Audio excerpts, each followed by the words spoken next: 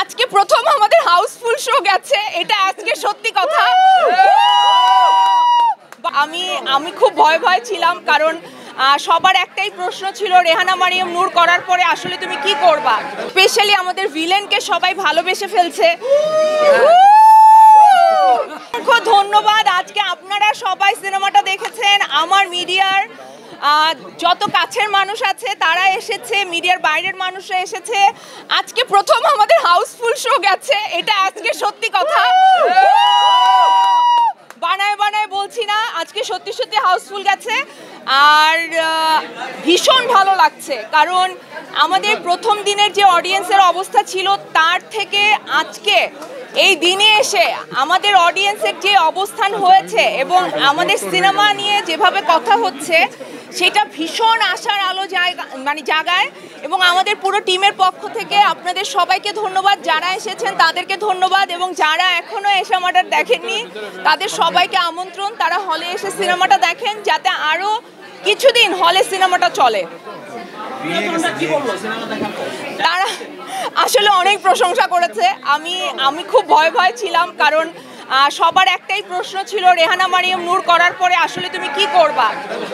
আমার নিজের কাছেও এই প্রশ্ন ছিল যে আমি আসলে রেহানা মারিয়াম নূর করার পরে আর কি করতে পারবো। বাট আলটিমেটলি আমার বেশ কিছু ভালো চরিত্র করার সুযোগ হয়েছে। লীনা তারই মতো একটা চরিত্র, এবং লীনাকে সবাই পছন্দ করছে, পূজাকে সবাই পছন্দ করছে, এশা হিসেবে আমাদের প্রত্যেকটা চরিত্রকে সবাই পছন্দ করছে। স্পেশালি আমাদের ভিলেনকে সবাই ভালোবেসে ফেলছে।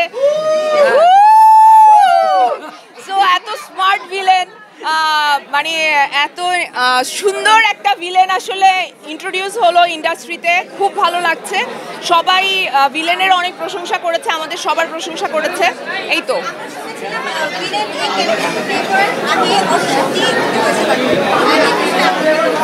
এইটা ভিলেনই বলতে পারবে।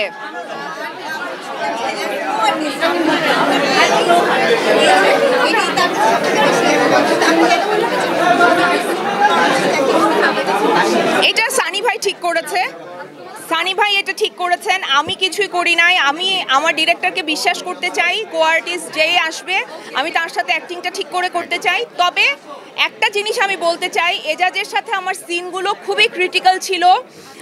আমি যদি এজাজকে বিশ্বাস করতে না পারতাম, আমি যদি ওর সাথে কমফোর্টেবল না হতাম, আমি সিনগুলো ঠিক করে করতে পারতাম না।